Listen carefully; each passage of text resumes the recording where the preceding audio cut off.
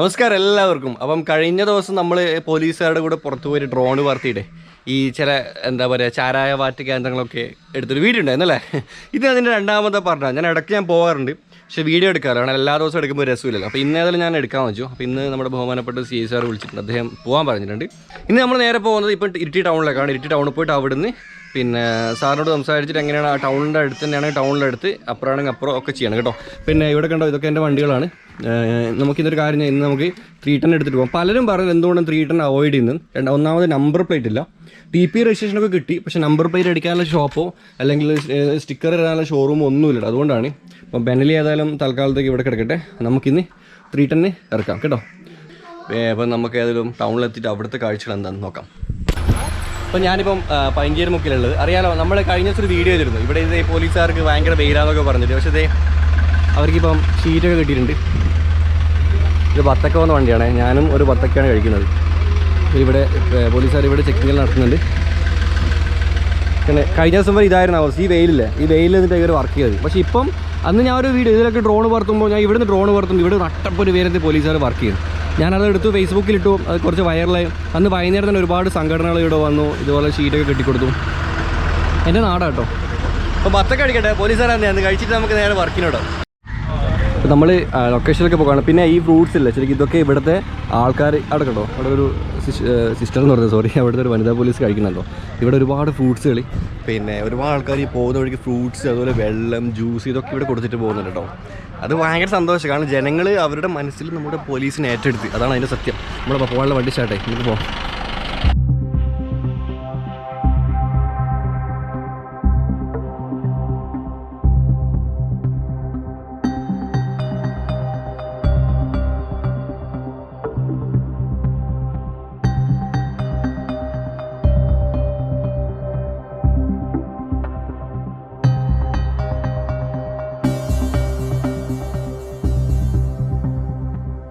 ഇത് നമ്മുടെ സ്കൂളാട്ടോ. നമ്മൾ ഇപ്പം വന്നിട്ട് നമ്മൾ ഇരിട്ടി സ്കൂളിലെ കുന്നിൻ്റെ മുകളിലാണ്. ഇപ്പോൾ ഇരിട്ടിയിലെ ആൾക്കാർക്കൊക്കെ അറിയാം, നമ്മൾ ഒരു കാലത്ത് ഞാനൊക്കെ 10ാം ക്ലാസ്സിൽ 8 പൊട്ടിയ സ്കൂളാണിത്.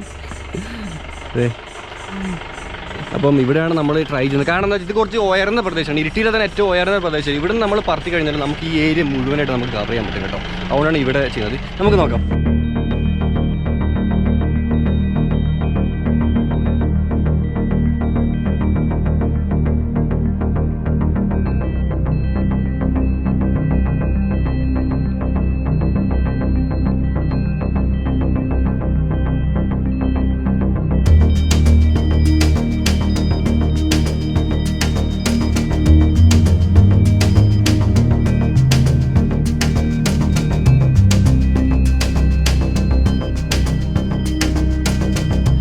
ഞാനിപ്പോൾ ഉള്ളത് നമ്മുടെ സ്കൂളിലെ ഗ്രൗണ്ടിൻ്റെ ബേക്കിലെ കാട്ടിലാണ്. പൃത്തിക്കാട് എന്ന് പറയുന്നത് നമ്മുടെ നാട്ടിൽ, എന്ന് വെച്ചാൽ കശുമാങ്ങയുടെ തോട്ടത്തിലാണ്. കാരണം ഇവിടെ ഡ്രോൺ പറത്തുമ്പോൾ ഒരു 4-5 പേരുണ്ടായിരുന്നു. അപ്പോൾ അവർ ഡ്രോൺ കണ്ട് ഇറങ്ങി ഓടി.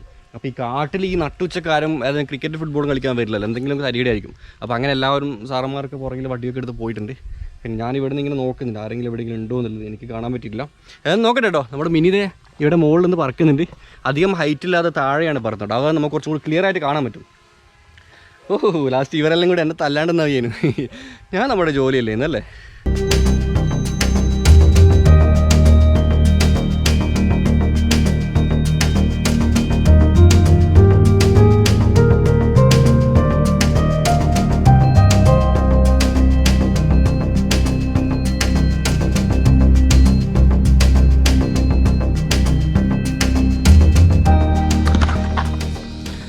ബാറ്ററി തീർന്നു, കാരണം ഞാനിപ്പോൾ ഏകദേശം ഒരു 10-20 മിനിറ്റോളം പറത്തി.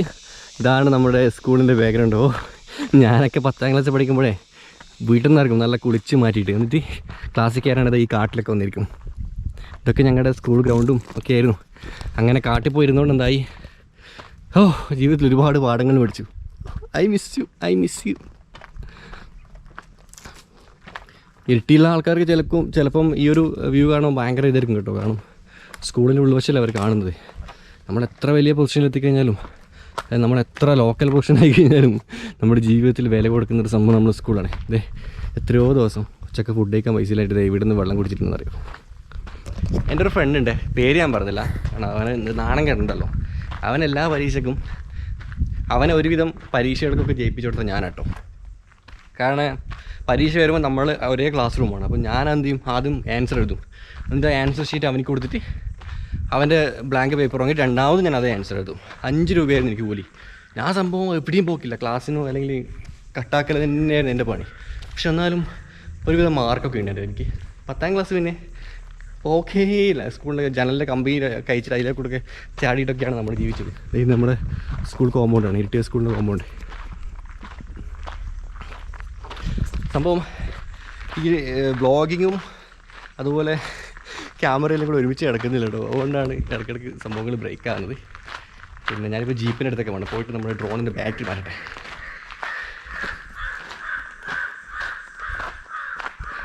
പണ്ട് ഇതൊന്നും ഇല്ലേനു, 10ാം ക്ലാസ് വരെയുള്ളൂ. ഇപ്പം +1 +2 വന്നുകൊണ്ട് ഈ ബ്ലോക്കൊക്കെ വന്നത്.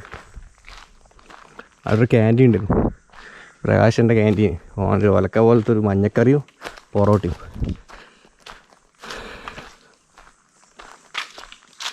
പുറത്തേക്കോ നമുക്കിത് ഇതിലപ്പുറം പോകണം. അപ്പം സമയം ഏകദേശം വൈകുന്നേരമായി. ഞാൻ ഉച്ചയ്ക്ക് വീട്ടിൽ ഫുഡൊക്കെ കഴിക്കാൻ പോയി. എന്നിട്ട് വൈകുന്നേരം 2ാമത്തെ മിഷൻ ഇറങ്ങിയിട്ടുള്ളത് നമ്മുടെ കൂടെ നമ്മുടെ അപ്പുണ്ട്. ഇവൻ ഇനി ഇരുട്ടിയിൽ ഇപ്പോൾ എല്ലാം ഇറങ്ങുന്നത് അന്നത്തെ ശേഷം, കഴിഞ്ഞ വീഡിയോ ഇറങ്ങിയതിന് ശേഷം. പക്ഷേ നമ്മൾ അന്ന് വീഡിയോ ചെയ്തിട്ടില്ല. അന്ന് വീഡിയോ ചെയ്തിട്ട് വീട്ടിൽ കോർഡിനേറ്റ് ചെയ്യാൻ പോയ ആളാണ്, പിന്നെ ഇറങ്ങിയിട്ടില്ല. ഇപ്പോഴാണ് പുറത്തിറങ്ങുന്നത്. പിന്നെ ഞാൻ എൻ്റെ 310 വീട്ടിൽ കയറ്റി വെച്ച് ഇപ്പം ഇതെടുത്തിട്ട് ഇറങ്ങിയത്. കാരണം ഇടയ്ക്കിടയ്ക്ക് വണ്ടി സ്റ്റാർട്ടാക്കിയിട്ടില്ല, ബാറ്ററി അടിച്ചു വരാം. അപ്പം CA അല്ല ഇപ്രാവശ്യം നമുക്ക് SIM ടീമുള്ളത്. നമുക്ക് പോയി നോക്കാമല്ലേ എന്താണ് അവസ്ഥ എന്നുള്ളത്. ഇപ്പോൾ ടൗണെല്ലാം മുഴുവൻ കാലിയാട്ടോ. ഇപ്പോൾ ഇവിടെ 5 മണിയാറായി. അപ്പോൾ ഇവർ ഈ കടക്കാർ കൂട്ടിയിട്ട് പോകുന്നതാണ് കാണുന്നത്. ഒരുവിധം എല്ലാ കടയും ക്ലോസ് ആണ്. 5 മണിയല്ലേ തുറക്കാൻ പാടുള്ളൂ.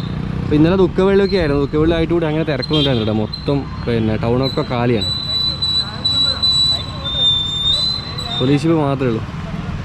ആദ്യം ലോക്ക്ഡൗൺ നീട്ടിയ സ്ഥിതിക്ക് നമുക്ക് ഇനി കുറച്ച് കാലം കൂടി ഇങ്ങനെ തന്നെ വീട്ടിലിരിക്കാം കേട്ടോ, സൗകര്യമായിട്ട്, ഒരു പ്രശ്നമില്ലാണ്ട്. ഞാൻ ഓക്കെ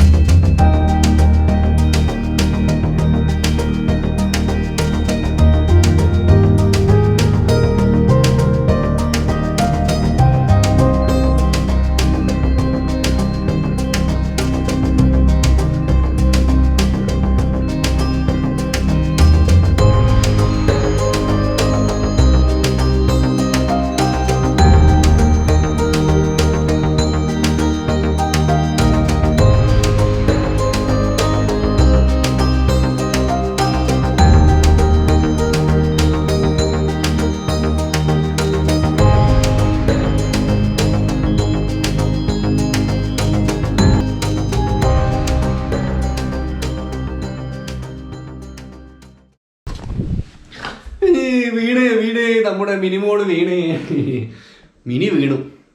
വീണു ഒന്നുമില്ല, ചെറിയൊരു പരിക്കുള്ളൂ. ഞാൻ കാലൊന്ന് പൊട്ടി കാലൊന്ന് കാണിച്ചു കൊടുത്തടാ. മീനിൻ്റെ കാല് ഈ വശമായിട്ട് പൊട്ടിയിട്ടുണ്ട്. അപ്പോൾ അതിന് ഒട്ടിക്കൽ നടക്കുന്നില്ല, എന്തായാലും മാറ്റണം അല്ലേ? തൽക്കാലം ഒപ്പിച്ചിട്ടുണ്ട്. ഇനിയിപ്പോൾ ബാക്കിയുള്ളത് നമുക്ക് എന്തായാലും റീപ്ലേസ് ചെയ്തേക്കാം. എന്ന് വെച്ചാൽ അവിടുന്ന് നമ്മൾ തൽക്കാലത്തേക്ക് ഒട്ടിച്ചിട്ട് നമ്മൾ സെറ്റാക്കി തട്ടോ. ഓക്കെ, ഞാനിപ്പോൾ ഉള്ളത് അഖിൽ പുതുശ്ശേരിൻ്റെ വീട്ടിലാണ്. അവിടെ നമ്മൾ പറത്തുമ്പോൾ മിനി വീണ് പൊട്ടി. പിന്നെ അങ്ങനെ ജസ്റ്റ് നമ്മൾ കുറച്ചും കൂടി നോക്കി. പക്ഷേ എനിക്ക് പിന്നെ പറത്താൻ മടി, രണ്ടാമത് ഒന്നും പ്രശ്നം പറ്റില്ല. ലാൻഡിങ്ങിനിടയിലൊക്കെ കുഴപ്പം വരും. പിന്നെ അവിടെ നമുക്കൊരു പ്രൊപ്പല്ലർ വരുന്നുണ്ട്. അപ്പോൾ അതുകൊണ്ട് തന്നെ അതിൻ്റെ പ്രശ്നങ്ങൾ വരാനുണ്ട്. ഇവൻ്റെ വീട് എന്ന് പറയുമ്പോൾ വീടിൻ്റെ അകത്തല്ലേ ഉള്ളത്, ആരും തെറ്റിദ്ധരിക്കണ്ട. ഇതിപ്പോൾ ഇവൻ്റെ വീടിൻ്റെ മുകൾ വശമാണ്. ഇത് കണ്ടോ, ഇതിലേക്കൂടെ ഒരു വഴിയുണ്ട്. എന്നുവെച്ചാൽ ഇതാണ് ഇവൻ്റെ വീടിൻ്റെ ഈ ഒരു വശത്തേക്ക് കൂടി ഇവിടെ സർവീസിനിടുന്ന ആൾക്കാർക്കുള്ള വഴി കേട്ടോ. ഈ വഴി കയറിയിട്ടാണ് ഞാൻ ഇവിടെ ഇരിക്കുന്നത്. ഞാൻ ഒരിക്കലും ഇവൻ്റെ വീടിൻ്റെ അകത്തേക്ക് പ്രവേശിച്ചിട്ടില്ല. അതുപോലെ നമ്മൾ മാസ്കൊക്കെ ഉപയോഗിക്കുന്നുണ്ട്. പിന്നെ സാനിറ്റൈസർ അവരുടെ ഉണ്ട്, അത് ഉപയോഗിക്കുന്നുണ്ട്. പിന്നെ അപ്പം ഇന്ന് ഇവിടെ വരാൻ കാരണം ഇത് സർവീസ് ചെയ്തേ പറ്റൂ. സർവീസ് ചെയ്യാൻ നടക്കില്ല. നാളെ മുതൽ രണ്ടാമത് പറത്താൻ പോകേണ്ടതല്ലേ. നമ്മുടെ ബഹുമാനപ്പെട്ട സി എ ഒക്കെ സപ്പോർട്ട് ഉണ്ട്. പക്ഷെ നമ്മൾ പറഞ്ഞു വേണ്ട സാർ ഒന്നും ചെയ്യേണ്ട, നമ്മൾ ഹാൻഡിൽ ചെയ്തോണെന്ന് പറഞ്ഞിട്ടുണ്ട്. ഇവനുണ്ടല്ലോ പിന്നെ നമുക്കിതിനെ ബേജാറ് അല്ലേ, ഇവൻ്റെ അടുത്തും ഇഷ്ടംപോലെ സാധനങ്ങളുണ്ട്. അപ്പം ഒരു കാര്യം കൂടി ചെയ്യാം, നമുക്ക് ഏതായാലും ഈ മിനിയുടെ ഉള്ളിൽ തുറന്നോ ഇതിൻ്റെ ഉള്ളിൽ നമുക്ക് തുറന്നിട്ട് ഈ ഡ്രോണിൻ്റെ അകത്ത് എന്തൊക്കെയാണ് ഉള്ളത് എന്നൊക്കെ നമുക്ക് കാണാം. കാരണം ഇന്നത്തെ എപ്പിസോഡ് ഞാൻ വിചാരിച്ചത് നമ്മുടെ പോലീസ് വ്ളോഗായിരുന്നു വിചാരിച്ചത്, പക്ഷേങ്കിൽ നടക്കുന്നില്ല. അപ്പം ഈ ഇതിൻ്റെ ഓപ്പറേഷൻ ചെയ്യാം നമുക്ക് ഏതായാലും. ഈ സാധനം മൊത്തം ഓപ്പൺ ആക്കിയിട്ട് അതിൻ്റെ അകത്ത് എന്തൊക്കെ ഉള്ളതെന്ന് കാണാം കേട്ടോ. ഓക്കെ, പറഞ്ഞു എന്തൊക്കെ ഉള്ളതെന്ന് ഒരു സെക്കൻഡേ പറ. ഇതിപ്പം എത്ര നെട്ടവരുണ്ട്? ഇതിപ്പോൾ 1 2 3 4 സ്ക്രൂ 4 5 6 ഒഴികെ ടോട്ടൽ ബോഡി അഴിക്കാൻ പറ്റും. 4 ഒഴിച്ച് കഴിഞ്ഞാൽ ടോപ്പ് കവർ അഴിക്കാൻ പറ്റും. അപ്പോൾ ഇതിപ്പോൾ ശരിക്കും എന്താ മേജർ കംപ്ലൈൻറ്റ് ഇപ്പോൾ പറ്റിയത്? ഇതിപ്പോൾ ആം ഡാമേജ് ആയിട്ടുണ്ട്. അപ്പോൾ ആം ഡാമേജ് റീപ്ലേസ് ചെയ്യണമെന്നുണ്ടെങ്കിൽ നമുക്ക് ആ മോട്ടർ ആമും കൂടെ ഒറ്റ യൂണിറ്റ് ആയിട്ടാണ് വരുന്നത്. അത് അഴിച്ചിട്ട് ആ മെയിൻ ബോർഡ് നമ്മൾ സോൾഡിങ് ഡിസ്കണക്ട് ചെയ്യണം. എന്നിട്ട് വേണം അത് അവിടെ നിന്ന് റിമൂവ് ചെയ്യാൻ വേണ്ടിയിട്ട്. ഓക്കെ, അവനേതായാലും അഴിക്കട്ടോ. ഇപ്പോൾ ഈ കാലിൻ്റെ ഭാഗത്തുള്ള നെറ്റുകളുണ്ടോ, ഈ 4 അഴിക്കേണ്ടത്. അഴിച്ചിട്ട് ബോഡി ഇറക്കണം. ബോഡി ഇറക്കിയിട്ടാണ് ബാക്കി ചെയ്യണം കേട്ടോ. 30 അഴിക്കുന്നുണ്ട്. ഇപ്പോൾ ബാറ്ററി ഒക്കെ നമ്മൾ ഓൾറെഡി അഴിച്ചെടുത്തിട്ടുണ്ട്. കാരണം നമ്മൾ ആ ഒരു സ്ക്രൂ അയച്ചതിന് ശേഷം മുകളിലത്തെ കവർ ഈസി ആയിട്ട് ഇങ്ങനെ പൊക്കാൻ പറ്റും. അത്ര ഈസി അല്ല, അതിനിടയിൽ കുറേ ക്ലിപ്പുകളുണ്ട്. സ്ക്രൂ 4 ആണെങ്കിൽ ക്ലിപ്പുകൾ ഒരുപാടുണ്ട്. നോക്കി കണ്ട് കഴിക്കണം, അല്ലെങ്കിൽ പൊടിഞ്ഞ് വരില്ല. പിന്നെ തിരിച്ച് പഴയ ഫിറ്റിങ് അതുപോലെ കിട്ടില്ല, അതാ പ്രശ്നം.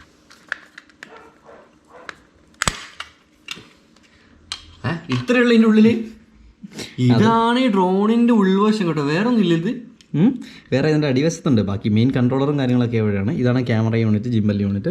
ഇത് GPS ആണ്, GPS-ൻ്റെ ആൻറ്റിനയാണ് ഈ കാണുന്നത്. അതിൻ്റെ കൂടെ തന്നെ എൻ്റെ താഴെ ഭാഗത്ത് IMU ഉണ്ട്, ഇനീഷ്യൽ മെഷർമെൻറ്റ് യൂണിറ്റ്. എന്ത് പറയുമ്പോൾ നീ മനസ്സിലാകുന്ന ഭാഷ പറഞ്ഞേ. IMU എന്ന് പറഞ്ഞു കഴിഞ്ഞാൽ അതാണ് ഇതിൻ്റെ ഏറ്റവും ബേസിക് ആയിട്ടുള്ള സെൻസർ. ഇതിൻ്റെ ചെരിവും കാര്യങ്ങളൊക്കെ കാൽക്കുലേറ്റ് ചെയ്യാൻ വേണ്ടിയിട്ട് ഇതിനകത്ത് യൂസ് ചെയ്യുന്ന സെൻസറാണിത്. ഇത് GPS ആണ്, നമ്മുടെ പൊസിഷൻ. GPS എല്ലാവരും കേട്ടിട്ടുണ്ടോ, മൊബൈലൊക്കെ ഉള്ളതാണല്ലേ. ഈ കോപ്റ്ററിന് ഇതിൻ്റെ തന്നെ പൊസിഷനിങ് സിസ്റ്റം, ഇതിൻ്റെ തന്നെ പൊസിഷൻ മനസ്സിലാവാൻ വേണ്ടിയിട്ട് ഇതിനകത്ത് ഫിറ്റ് ചെയ്തിരിക്കുന്നതാണ്. കാരണം ഇത് ഒരിടത്ത് സ്റ്റേബിളായിട്ട് നിൽക്കണമെന്നുണ്ടെങ്കിൽ റിട്ടേൺ ടു ഹോം ഒക്കെ അടിച്ച് കഴിഞ്ഞാൽ നമ്മൾ തിരിച്ച് ഓട്ടോമാറ്റിക്കായിട്ട് തിരിച്ച് വരാനുള്ളതൊക്കെ യൂസ് ചെയ്യുന്നത് ഇതിൻ്റെ പൊസിഷനിങ് യൂസ് ചെയ്തിട്ടാണ്. ഇത് മോട്ടറിൻ്റെ സ്പീഡ് കൺട്രോളറാണ്. 4 മോട്ടറിൻ്റെ സ്പീഡ് കൺട്രോൾ ചെയ്യാൻ വേണ്ടിയിട്ടുള്ള, സ്പീഡ് കൂട്ടുകയും കുറയ്ക്കുകയൊക്കെ ചെയ്യാൻ വേണ്ടിയിട്ടുള്ള കൺട്രോളറാണത്. ഈ കൺട്രോളറിനകത്ത് സിഗ്നൽ വരുന്നത് താഴെയുള്ള മെയിൻ ബോർഡിനകത്താണ്. അതിനകത്താണ് വയർലെസ് സിസ്റ്റവും കാര്യങ്ങളൊക്കെ വരുന്നത്. നമുക്കിപ്പോൾ ചെയ്യേണ്ടത് ഇതിൻ്റെ ഇപ്പോൾ കേബിൾ ഇത് ഡിസ്കണക്ട് ചെയ്തിട്ട് മോട്ടർ, ഇതിപ്പോൾ ഈ സാധനം ഇതിലേക്കുള്ള കേബിൾ, അതെ, അതുപോലെ ഈ വയറിൻ്റെ കേബിൾ ഇത്, അതെ, ഇത് 4 മോട്ടറിൻ്റെയും 4 മോട്ടറിന് ഒരു മോട്ടറിന് 3 വയറുണ്ടാവും. ഈ 3 വയറാണിത്. പിന്നെ ഫ്രണ്ടിൽ വരുന്നതിനകത്ത് ആൻറ്റിനയും കൂടി ഉണ്ടാവും കേബിള്, അത്രയേ ഉള്ളൂ. ഇനി ഇത് താഴത്തെ ബോർഡിനകത്ത് മുകളിലത്തെ ബോർഡിലോട്ട്, ഈ ബോർഡിലോട്ടുള്ള സിഗ്നൽസ് വരുന്നതാണ്. മെയിൻ കൺട്രോൾ ചെയ്യുന്ന പ്രോസസ്സ് ചെയ്യുന്ന ഏരിയ താഴെയാണുള്ളത്. ഇതിപ്പോൾ എങ്ങനെ പറക്കുന്ന, എങ്ങനെ മോട്ടർ കറങ്ങുമ്പോൾ എങ്ങനെ പറക്കും, ഇതൊന്ന് പറഞ്ഞു. അത് എങ്ങനെയാണെന്ന് വെച്ച് കഴിഞ്ഞാൽ സാധാരണഗതിയിൽ കോപ്റ്റർ നേരെ തന്നെ നിൽക്കാൻ വേണ്ടിയിട്ട് 4 മോട്ടറും ഒരേപോലെ കറത്തി ഇതിൻ്റെ ലെവലാണ് ഇത് കറക്റ്റ് ചെയ്യുന്നത്. ഇപ്പോൾ മുമ്പിലോട്ട് പറത്തണമെന്നുണ്ടെങ്കിൽ ഈ കോപ്റ്റർ എന്താ ചെയ്യാന്ന് വെച്ച് കഴിഞ്ഞാൽ ഇതിൻ്റെ ബാക്കിലെ മോട്ടറിൻ്റെ പവർ കൂട്ടിയിട്ട് ചെറുതായിട്ടൊന്ന് ചെരിക്കും ഫ്രണ്ടിലോട്ട്. ചെരിച്ചിട്ട് ആ ചെരിവ് മെയിൻറ്റെയിൻ ചെയ്യാൻ നോക്കും. ആ മെയിൻറ്റെയിൻ ചെയ്യുന്നതാണ് ഫ്രണ്ടിലോട്ട് മൂവ് ചെയ്യുന്നത്. ബാക്കിലോട്ട് മൂവ് ചെയ്യുന്നുണ്ടെങ്കിൽ ഈ കോപ്റ്റർ ബാക്കിലോട്ട് ചെരിക്കുക ചെയ്യുന്നത്. ബാക്കിലോട്ട് വരും. ലെഫ്റ്റിലോട്ടാണെന്നുണ്ടെങ്കിൽ ലെഫ്റ്റിലോട്ട് ചെരിച്ച് ലെഫ്റ്റിലോട്ട് പോകും. റൈറ്റിലോട്ടാണെങ്കിൽ റൈറ്റിലോട്ട് ചെരിച്ച് റൈറ്റിലോട്ട് പോകും. ഇത് ശരിക്കും ഇതിനകത്തുള്ള CPU ആണ് തീരുമാനിക്കുന്നത്. നേരത്തെ പറഞ്ഞ IMU ഇല്ലേ, അതിനകത്തുള്ള റീഡിങ് നോക്കിയിട്ട് ഇതിൻ്റെ ചെരിവ് കാൽക്കുലേറ്റ് ചെയ്തിട്ടാണ് ഇതിൻ്റെ സ്പീഡ് കൂട്ടുകയും കുറയ്ക്കുകയും ചെയ്യുന്നത്. നന്നായിട്ട് സ്പീഡിൽ ഫ്രണ്ടിലോട്ട് പോകണമെങ്കിൽ നന്നായിട്ട് ചെരിക്കും, ചെറുതായിട്ട് കുറയ്ക്കണമെങ്കിൽ ചെറുതായിട്ട് ചെരിക്കും. അത് നമ്മുടെ റിമോട്ട് ഇൻപുട്ട് കിട്ടുന്നതനുസരിച്ച് കോപ്റ്റർ അതിനനുസരിച്ച് ഇത് കറങ്ങുന്നത് എങ്ങനെയാന്ന് പറഞ്ഞാൽ ഈ സ്പീഡ് കൺട്രോളർ എന്നുള്ള പവർ സപ്ലൈ കിട്ടുന്നതിനനുസരിച്ചാണ്. ഇത് ശരിക്കും BLDC ടൈപ്പ് മോട്ടറാണ്, ബ്രഷ്ലെസ് മോട്ടർ എന്ന് പറയും. അതിന് PWM ഇൻപുട്ടായിട്ടാണ് ഇതിൻ്റെ അകത്തുനിന്ന് കിട്ടുന്നത്, പൾസ് വിത്ത് മോഡുലേഷൻ. അത് കിട്ടിയിട്ട് ഈ സിഗ്നൽ ഇതിൻ്റെ അകത്തുനിന്ന് നമ്മുടെ 3 ഫേസ് AC പോലെ സ്വിച്ച് ചെയ്ത് കൊടുക്കുക ചെയ്യുന്നത് ഈ മോട്ടറിനകത്തോട്ട്. അതെങ്ങനെ സിംപ്ലിഫൈഡ് ആയിട്ട് പറയണമെന്ന് എനിക്കറിയില്ല സത്യം പറഞ്ഞാൽ. ഇതിപ്പോൾ ഇത് വലത്തോട്ട് കറങ്ങുമ്പോൾ ഇടത്തോട്ട് കറങ്ങും. അതെ, ആ കറങ്ങുന്നത് ഈ മോട്ടറുകൾ ഇത് രണ്ടും, അതായത് ഇത് രണ്ടും കറങ്ങുന്നത് ഇടത്തോട്ടാണ്, ഇത് രണ്ടും കറങ്ങുന്നത് വലത്തോട്ടാണ്. ഓക്കെ. അപ്പോൾ മോട്ടർ നേരത്തെ ഞാൻ പറഞ്ഞു ഫ്രണ്ടിലോട്ട് പോകുമ്പോൾ ഏത് സ്പീഡ് കറങ്ങാവും അങ്ങനെ പറഞ്ഞു. ഫ്രണ്ടിലോട്ട് പോകുമ്പോൾ ബാക്കിൽ 2 സ്പീഡ് കൂട്ടിയിട്ട് ഈ ചെരിവ് മെയിൻറ്റെയിൻ ചെയ്യും. പിന്നെ ചെരിഞ്ഞ് കഴിഞ്ഞാൽ പിന്നെ ഇത് കറങ്ങുന്നതെല്ലാം ഒരേ സ്പീഡ് തന്നെയായിരിക്കും. ചെരിക്കാൻ വേണ്ടി മാത്രമാണ് സ്പീഡ് അഡ്ജസ്റ്റ് ചെയ്യുന്നത്. അത് കഴിഞ്ഞാൽ എപ്പോഴും കണ്ടിന്യൂസ് ആയിട്ട് ചെറിയ രീതിയിൽ കറക്ഷൻ ചെയ്തുകൊണ്ടിരിക്കും എങ്കിൽ പോലും. പിന്നെ ടേൺ ചെയ്യാൻ വേണ്ടിയിട്ട് എന്താ ചെയ്യാന്ന് വെച്ചാൽ ഇത് രണ്ടും ഇടത്തോട്ട് ഇറങ്ങുന്ന മോട്ടറാണല്ലോ, ഇതിൻ്റെ സ്പീഡ് കൂട്ടിയിട്ട് ഇതിന് രണ്ടിൻ്റെ സ്പീഡ് കുറച്ച് കഴിഞ്ഞാൽ എന്താ സംഭവിക്കുകയെന്ന് വെച്ചാൽ ഇങ്ങോട്ട് കറങ്ങുന്നത് മോട്ടർ ആയതുകൊണ്ട് ഇതിൻ്റെ സ്പീഡ് കൂടുമ്പോൾ ഓട്ടോമാറ്റിക്കലി കോപ്റ്ററിന് വലത്തോട്ട് തിരിയാനുള്ള ടെൻഡൻസി ഉണ്ടാവും. അതായത് മോട്ടർ കറങ്ങുന്നതിന് നേരെ ഓപ്പോസിറ്റ് സൈഡിലോട്ട് മോട്ടർ കറങ്ങും. അപ്പോൾ അങ്ങനെ ഇറങ്ങുമ്പോഴാണ് വലത്തോട്ട് ഇറങ്ങുന്നത്. നേരെ തിരിച്ച് ഇതിന് രണ്ടിൻ്റെ സ്പീഡ് കൂട്ടിയിട്ട് ഇതിന് രണ്ടിൻ്റെ സ്പീഡ് ഇതിന് രണ്ടിനെയും കുറച്ചിട്ട് ഇത് രണ്ടിനെയും കൂട്ടുവാണെന്നുണ്ടെങ്കിൽ നമുക്ക് എന്ത് ചെയ്യാം, കോപ്റ്റർ ഇടത്തോട്ട് ടേൺ ചെയ്യാം. ഇതൊക്കെയാണ് ഇതിൻ്റെ അകത്ത് നടക്കുന്നത്. പക്ഷേ ശരിക്കും നമ്മൾ അറിയുന്നില്ല, നമ്മൾ റിമോട്ട് ഇൻപുട്ട് കൊടുക്കുക മാത്രമേ ഉള്ളൂ. പക്ഷേ അത് കമ്പ്യൂട്ടർ, ഇതിനകത്തുള്ള കമ്പ്യൂട്ടർ തന്നെ തീരുമാനിച്ച് ആ കാര്യങ്ങൾ കൃത്യമായിട്ട് ചെയ്യും. എല്ലാം മനസ്സിലായിട്ട് താങ്ക് യു സോ മച്ച്. അപ്പം നമുക്കിപ്പോൾ ചെയ്യേണ്ടത് ഇതഴിക്കണം. ഇതഴിച്ചിട്ട് സോൾഡർ വിട്ടിട്ട് സോൾഡർ ചെയ്യണം. ഈ പീസും കഴിച്ചെടുത്ത് നമ്മൾ കണക്ഷൻ കൊടുക്കണം അല്ലേ? നമ്മൾ പൊട്ടിയത് ഈ സൈഡായിരുന്നല്ലോ. Okay piece.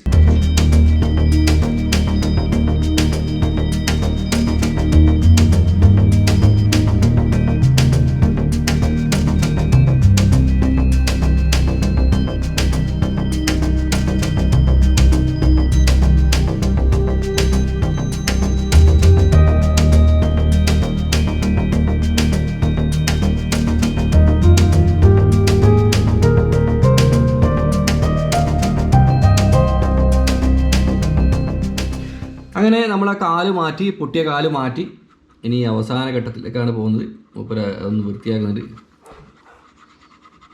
ശരിക്കും ഇത് പിന്നെ നിങ്ങൾ വിചാരിക്കുന്നുണ്ടാവും ഇത്രയും കാലൊക്കെ പൊട്ടുമെന്ന്. അതിൻ്റെ ചില വീണത് നല്ല ഹൈറ്റ് നട്ടോ വീണത്. നിങ്ങൾ കാണാം ആ മരത്തിൻ്റെ മുകളിൽ നിന്ന് വീണു, താഴെ വീണത്. എന്തിനോ കല്ലിനെ എന്തോ അടിച്ചിട്ടുണ്ടാവും, അല്ലാതെ പൊട്ടാൻ ചാൻസ് ഇല്ല. എന്നാൽ ഇത്രയേ ആയിട്ടുള്ളൂ, വേറെ സ്ക്രാച്ചും കാര്യങ്ങളൊന്നും ഇല്ല. അപ്പോൾ ഇതിപ്പം ഫൈനലി ആ ഒരു ഓപ്പറേഷൻ ചെയ്ത് കഴിഞ്ഞാൽ രോഗീനെ നമ്മൾ വൃത്തിയാക്കുന്ന പോലെ മൊത്തത്തിൽ ടച്ചപ്പാക്കി വൃത്തിയാക്കുന്നത്. നമ്മളിപ്പം ഈ കാലാണ് മാറ്റിയത്. നമുക്കിത് വെള്ളമായിട്ട് ക്ലീൻ ചെയ്യാൻ പറ്റുമോ? ഞാൻ അന്ന് ചോദിച്ച പോലെ സർഫിട്ട് ക്ലീൻ ചെയ്യാൻ പറ്റും.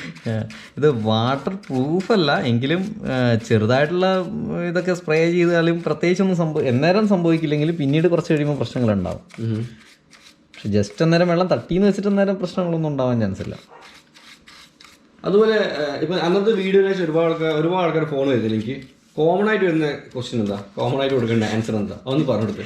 കോമൺ ആയിട്ട് ഏറ്റവും കൂടുതൽ കോള് വരുന്നത് 3000 രൂപയ്ക്ക് 5000 രൂപയ്ക്ക് ഡ്രോൺ കിട്ടുമെന്ന് ചോദിച്ചിട്ടാണ്. മിക്കവാറും ആ റേഞ്ചിലൊന്നും ഡ്രോൺ അവൈലബിൾ അല്ല.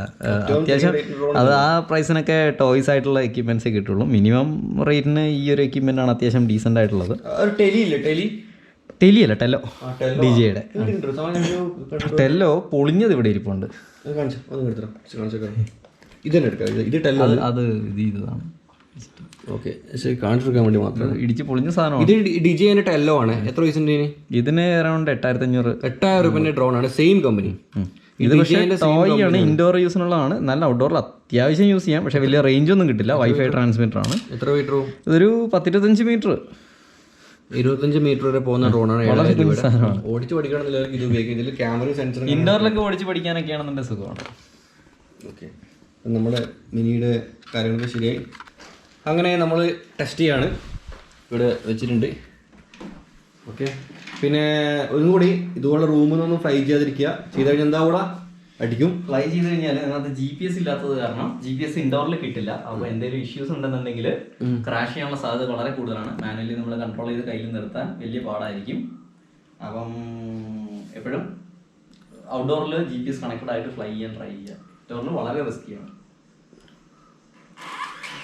ഓക്കേ,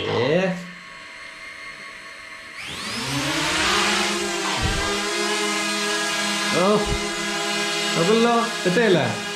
ഓക്കെ, റീപ്ലേസ് ചെയ്തോ.